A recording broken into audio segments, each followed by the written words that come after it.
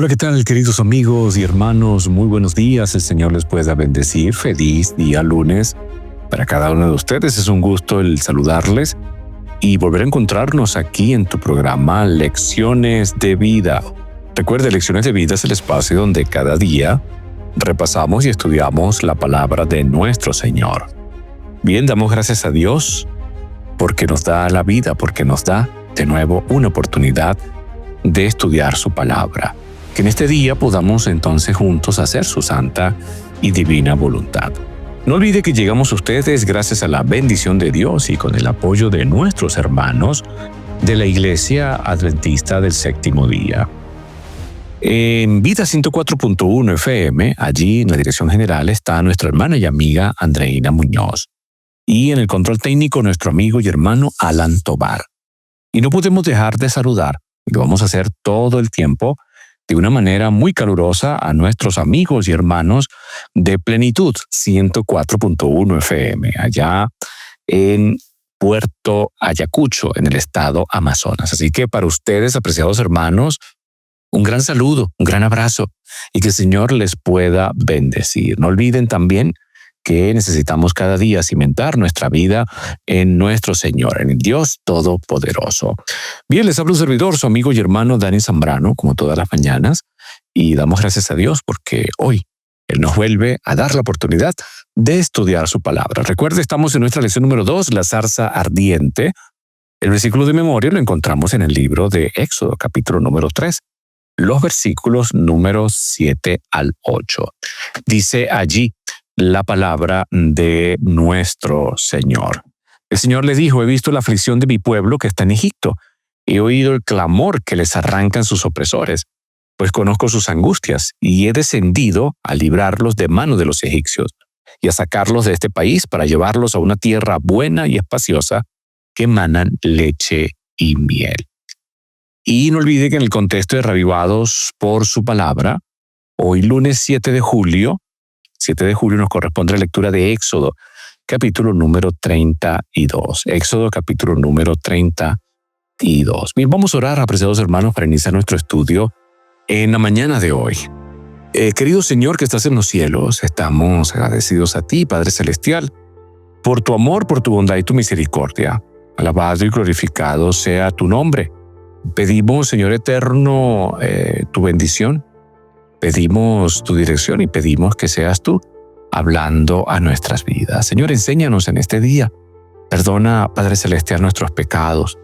Lo pedimos en el santo nombre de Cristo Jesús, nuestro Señor y nuestro Salvador. Amén y amén. Vamos a recordar lo que estudiamos ayer. Ayer hablamos acerca de cómo Dios saca a Moisés y lo lleva allí al desierto. 40 años en el desierto. Desaprendiendo para volver a aprender, desaprendiendo lo que había aprendido en Egipto para ahora aprender lo que Dios quería que él aprendiera para que su carácter fuera fortalecido y ahora pudiera ser preparado para llevar adelante esta gran labor, esta gran misión. Dejamos a Moisés entonces observando la zarza ardiente, ¿recuerda usted? Allí mirando la zarza ardiente y cuando está acercándose, el Señor le dice: quita las sandalias de tus pies, porque el lugar que pisas es santo, Moisés. Y ya vimos que Moisés comienza a entender que para poder llevar adelante esa labor tan grande que él tenía y pesaba sobre sus hombros, pues no necesitaba de su fuerza ni de su capacidad. Y creo que esos 40 años allí en el desierto le enseñaron. Allí pastoreando un rebaño que no era suyo, le enseñó. Allí cuando tuvo ese encuentro con el Señor, allí Dios pudo comenzar a tocar ese corazón, a terminar de consolidar ese corazón para que él pudiera entender y aprender que todo dependía de Dios. En todo lo que tenía que ser, tenía que depender del Salvador. También el Señor se presentó como el Dios de Abraham, Dios de Isaac y Dios de Jacob. Y recuerde que Dios había prometido a estos patriarcas que sus descendientes heredarían Canaán. Una promesa que Moisés seguramente conocía. Y de esa manera, incluso antes de decirlo, el Señor ya estaba preparando el camino para que Moisés supiera lo que se avecinaba y el papel crucial que éste habría de desempeñar. Considerar lo que ocurrió a Moisés. Dice la inspiración, la educación que había recibido en Egipto como nieto del rey y presunto heredero del trono fue muy completa.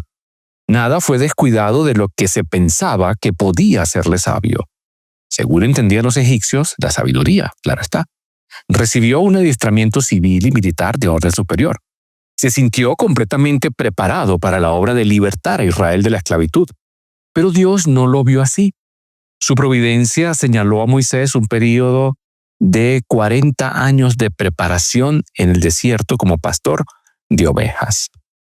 La educación que Moisés recibiera en Egipto le ayudó en muchos aspectos, pero la preparación más provechosa para su misión fue la que recibió mientras apacentaba el ganado. Moisés era de carácter impetuoso.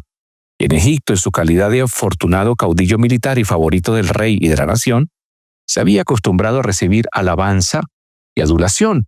Se había granjeado la simpatía del pueblo y esperaba llevar a cabo con sus propias fuerzas la obra de libertar a Israel.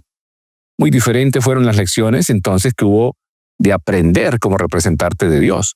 Al conducir sus ganados por los montes desiertos y por los verdes pastos de los valles, aprendió a tener fe, mansedumbre, paciencia, humildad y a olvidarse de sí mismo.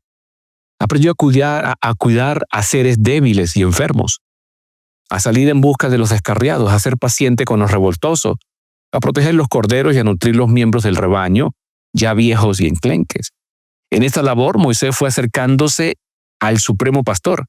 Llegó a unirse estrechamente con el Santo de Israel. Ya no se proponía hacer una gran obra. Procuraba hacer fielmente y como para Dios la tarea que le estaba encomendando. Reconocía la presencia de Dios en todo cuanto le rodeaba. La naturaleza entera le hablaba del invisible. Conocía a Dios como el Dios personal y al meditar en su carácter, se compenetraba cada vez más del sentido de su presencia. Hallaba refugio en los brazos del Eterno.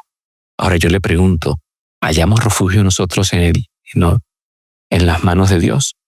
¿Hallamos refugio nosotros, apreciados hermanos, en la voluntad del Señor? ¿Hallamos refugio al permitir que Dios siga guiando nuestra vida? Creo que es importante, ¿no?, que seamos humildes y que comencemos a aprender que solamente en Cristo Jesús tenemos esperanza de salvación. Cuando estudiábamos ayer a la luz de la Biblia, leyendo Éxodo capítulo número 2, allí vimos que es el ángel de Jehová que le habla desde la zarza ardiente. Y el ángel de Jehová le dijo: yo soy el Dios de tu padre, Dios de Abraham, Dios de Isaac, Dios de Jacob. Entonces Moisés cubrió su rostro porque tuvo miedo de mirar a Dios. Y también le dijo, no te acerques, quita el calzado de tus pies, porque el lugar donde tú estás, santo es. Y fíjense que primero la Biblia describe que se le apareció el ángel de Jehová en medio de una zarza. Y después entonces Moisés mismo, cuando está escribiendo su experiencia, dice allí que Dios lo llamó en medio de la zarza. Ahora, ¿podemos unir nosotros a Dios con su ángel? ¿Quién es este ángel de Jehová? Creo que usted lo conoce, pero ¿qué tal si recordamos un poco quién es el ángel de Jehová? Vamos a leer primero lo que nos dice el autor de la lección. El ángel del Señor apareció a Moisés entre las llamas de una zarza ardiente. Y fue Jesús mismo quien habló a Moisés desde la zarza. No siempre que en la Biblia se utiliza el título del ángel del Señor, se hace una referencia a Jesucristo. El término ángel significa simplemente mensajero, malajá en hebreo. Y es el contexto el que determina si se refiere a un ser humano o a un ángel o a Jesús. Por repetirlo, es el contexto el que determina si se refiere a un ser humano, a un ángel o a Jesús.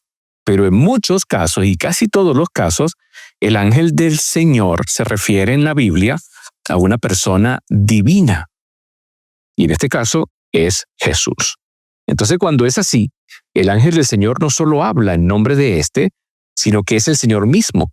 Jesús es el mensajero de Dios para comunicarnos las palabras del Padre. ¿Qué tal si leemos algunos ejemplos? Vamos al libro de Génesis.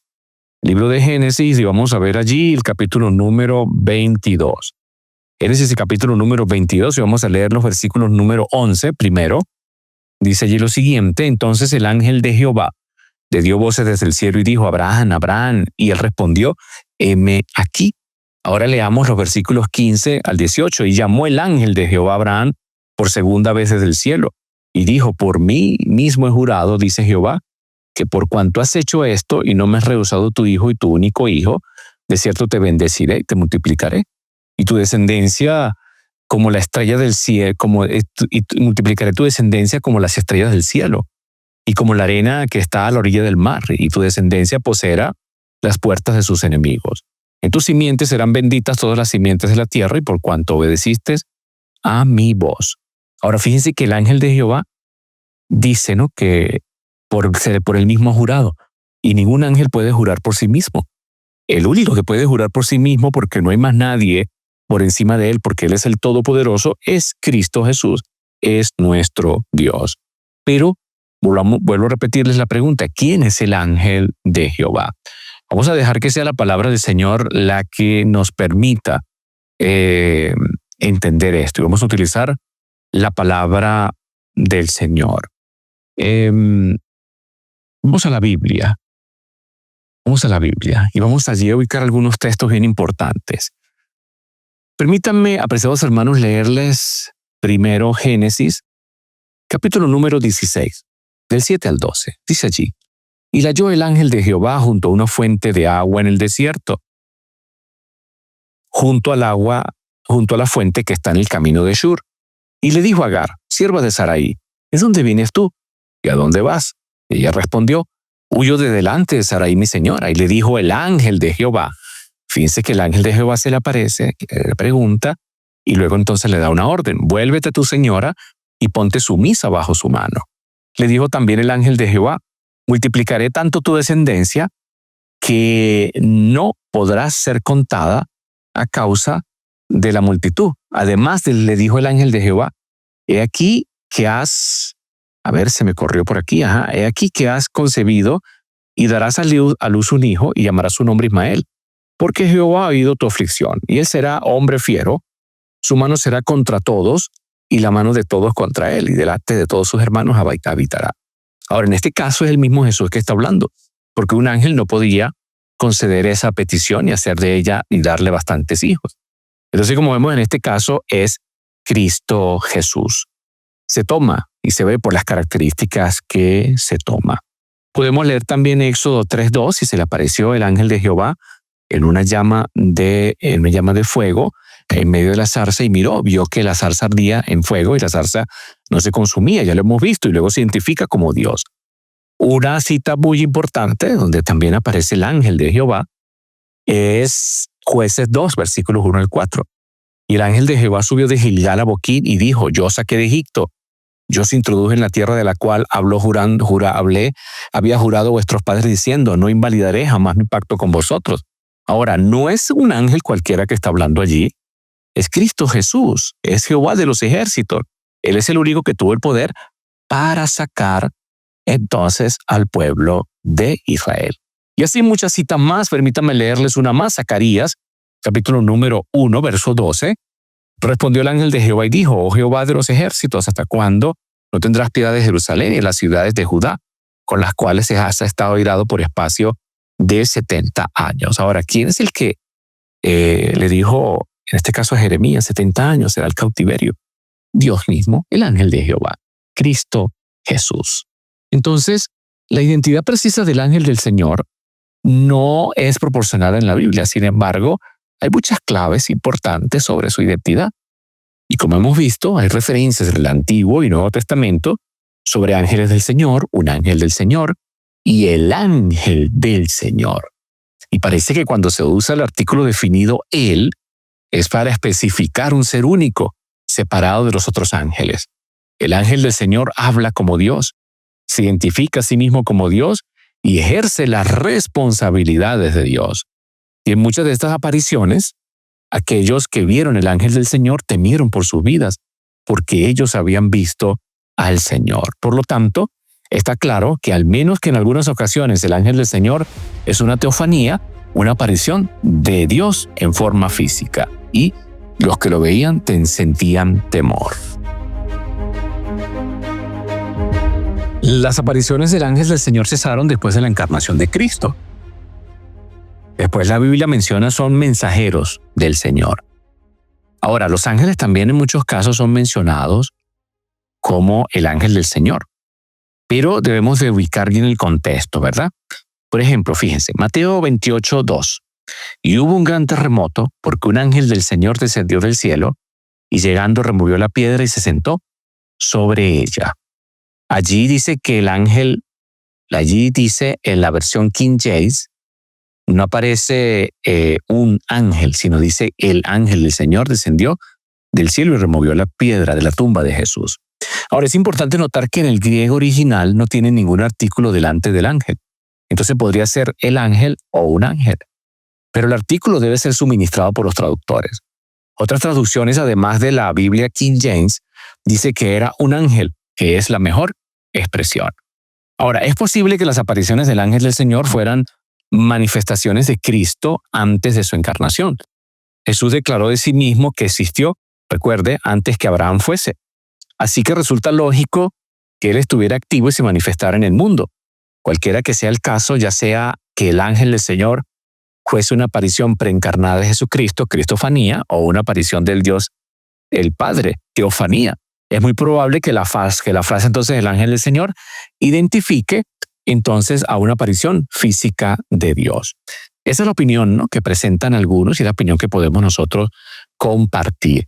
Pero lo cierto del caso, mis queridos hermanos, es que estamos hablando del mismo Jehová de los ejércitos, del mismo Cristo Jesús, quien está allí. Por eso es que Moisés cubre su rostro. ¿Sí recuerda? Moisés cubre su rostro. Cuando lo ve allí, Moisés cubre su rostro. Ahora, ¿qué le dice el ángel de Jehová? ¿Cómo explica Dios a Moisés por qué quería intervenir en favor de los hebreos esclavizados allí en Egipto? Bien, vamos a la palabra del Señor y vamos al libro de Éxodo y vamos allí, capítulo número 3, y vamos a leer los versículos 7 al 12. Éxodo 3, versículos 7 al 12. Dice la palabra del Señor. Digo luego Jehová. Fíjense, primero aparece como el ángel de Jehová, luego Dios ahora se identifica como Jehová. Dijo luego Jehová, bien he visto la aflicción de mi pueblo que está en Egipto, y he oído su clamor a causa de sus exactores, pues he conocido sus angustias y he descendido para librarlos de mano de los egipcios y sacarlos de aquella tierra a una tierra buena y ancha, a tierra que fluye leche y miel, a los lugares del cananeo, del eteo, del amorreo, del fereceo, del heveo y del jebuseo. El clamor pues de los hijos de Israel ha venido delante de mí, y también he visto la opresión con que los egipcios los oprimen. Ve por tanto ahora, y te enviaré a Faraón para que saques de Egipto a mi pueblo, los hijos de Israel. Ahora, ¿cómo podemos entender todo este asunto? ¿Cómo podemos comprender todo esto? Y lo digo, apreciados hermanos, porque definitivamente nosotros debemos de ver cómo Dios todavía allí interviene por su pueblo. Dios ha visto la aflicción del pueblo que está en Egipto. Dios ha descendido y él mismo lo dice allí, que él ha oído su clamor a causa de sus exactores, pues he conocido sus angustias y he descendido para librarlos de manos de los egipcios y sacarlos de allí a una tierra buena y ancha. Ahora, Dios no decidió en ese momento darle a Israel la tierra de Canaán. Era la misma tierra que él prometió a los patriarcas hace unos 400 años antes de todos esos eventos. Y luego él dice, ¿no? El clamor pues de los hijos de Israel ha venido delante de mí. Y también he visto la opresión con que los egipcios oprimen al pueblo. Y esta expresión también es interesante. ¿Será que Dios antes ignoraba lo que estaba pasando con el pueblo? No creo que es así. No lo estaba ignorando. Todo tiene su tiempo, apreciados hermanos. Todo tiene su tiempo delante del Señor. Todo tiene su momento. Y Dios definitivamente le está diciendo allí, en este caso, a Moisés, mira, llegó el momento. Llegó el tiempo de sacar al pueblo. Llegó el momento de que el pueblo sea liberado. Llegó el momento de que el pueblo pueda ser sacado de allí. ¿Ok? Él ha visto la aflicción. Y a mí me gusta mucho esa expresión, como la describe allí la palabra del Señor, porque sencillamente está hablando acerca de que Dios ahora escucha el clamor, pero no lo escucha porque antes lo había olvidado. No, sino sencillamente quiere hacerle ver a Moisés su compasión, su amor, su cuidado por ellos. Moisés no podía mantener sus sandalias puestas en la presencia divina. Moisés no era el Dios eterno de los patriarcas. La separación entre Dios y Moisés era real. Sin embargo, fíjense que Dios mostraría su cuidado, su compasión, no solamente por él, sino también por su pueblo. También mostraría que Él es misericordioso, grande, y que Él se conecta con nuestras necesidades. Ahora, ¿qué le dice Dios al Señor? Bueno, mira, Moisés, yo te voy a enviar a Faraón para que saques de Egipto a mi pueblo. Para que saques de Egipto a mi pueblo. Ve, por tanto, ahora y te enviaré. Si Dios dijo que los liberaría, ¿para qué usaría o necesitaría a Moisés? Esa es la gran pregunta. ¿Por qué no lo hizo él directamente? ¿Por qué no mandó sus ángeles y sacó allí al pueblo y mandó las plagas y todo?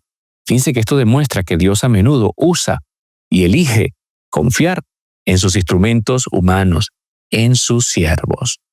Dios lo podía hacer todo él mismo, pero a veces el plan de Dios es trabajar con las personas y a través de ellas. Recuerde lo que dice Pablo, ya que somos colaboradores juntamente con Él.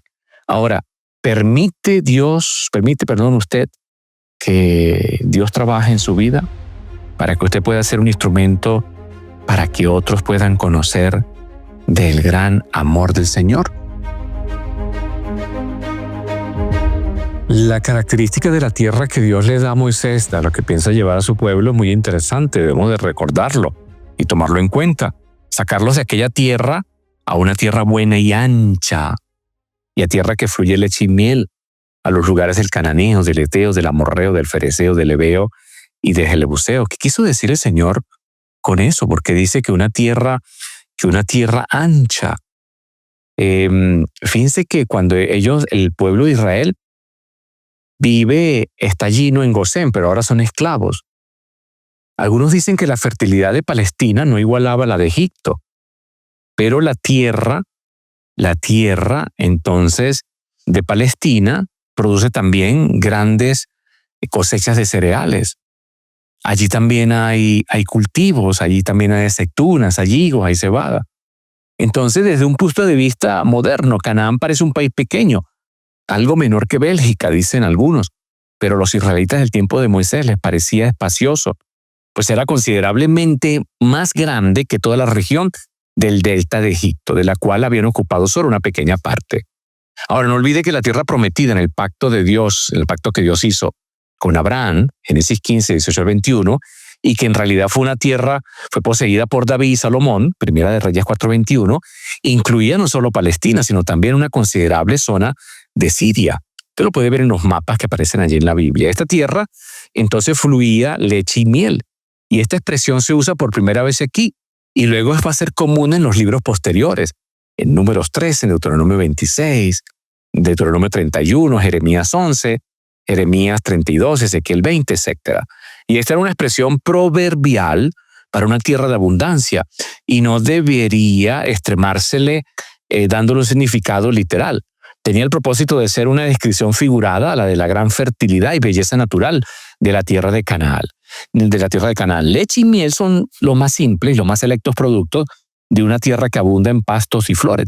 Y estos se encontraban en gran abundancia en ese momento allí cuando ellos llegaron. Era el lugar de los cananeos. No lo olvide que ellos tuvieron que pelear contra todas estas tribus que estaban allí, todas estas naciones. Ahora, en muchos casos no los sacaron. Pero lo cierto del caso, apreciados hermanos, es que el reto era grande.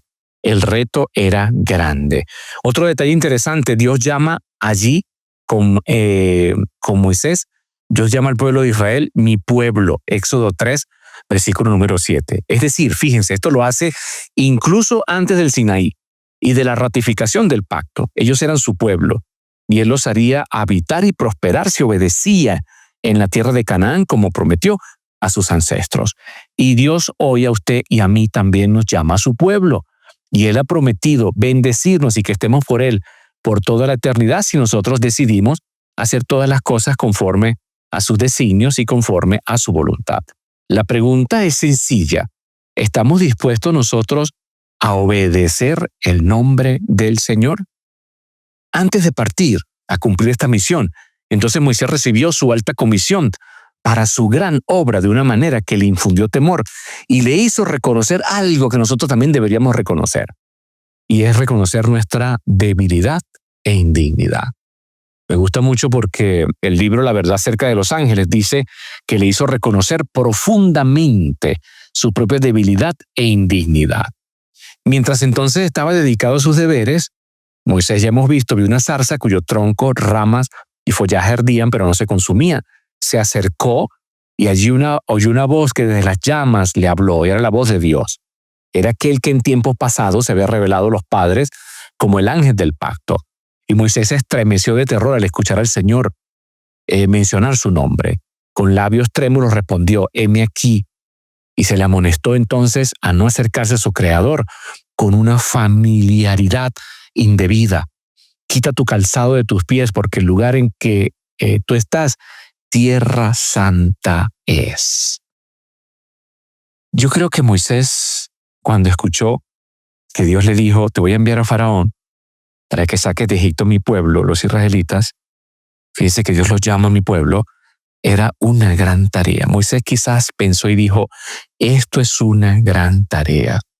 Ahora, ¿cómo responde Moisés?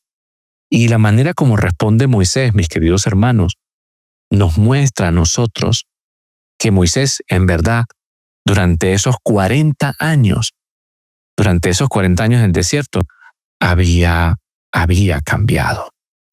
Dios le dice, te voy a enviar a Faraón, ¿ok? Y Moisés lo que dice es, ¿quién soy yo? ¿Quién soy yo para que vaya Faraón y saque de Egipto los hijos de Israel? ¿Quién soy yo? 40 años antes, Moisés pensó que sabía quién era, ¿no? Era un príncipe de Egipto y un hebreo.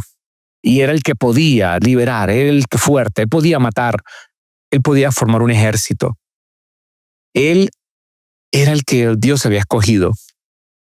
Ahora, después de 40 años de perseguir ovejas en el desierto, de criar ovejas en el desierto, Moisés ahora dice, ¿quién soy yo? O sea, como queriendo decir, Señor, yo no tengo la capacidad. Yo no tengo la capacidad. Yo no lo puedo hacer. Yo no lo puedo hacer. Y esta pregunta es bien interesante, porque Moisés está reconociendo que si él ha sido llamado a eso y había sido elegido por el Señor, Dios tenía que ayudarle, Dios tenía que bendecirle.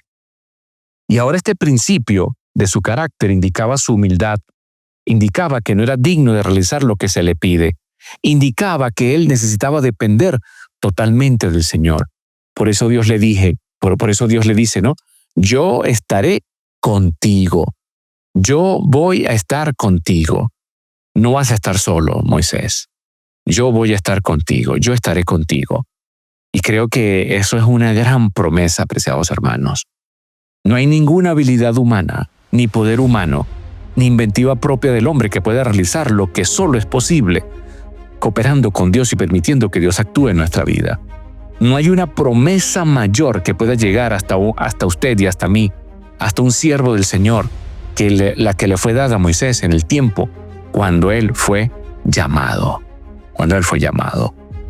Moisés sintió entonces que necesitaba ser humilde y ahí se sintió indigno.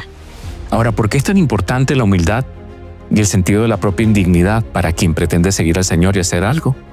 Creo que es algo para meditar. Y así termina la lección en el día de hoy. Nos invita a meditar, a pensar y a pararnos ante Dios y decirle, ¿quién soy yo? ¿Quién soy yo, Señor? Y pedirle al Señor que nos llene, que nos guíe, que nos pueda bendecir. Que Dios le bendiga, apreciados hermanos.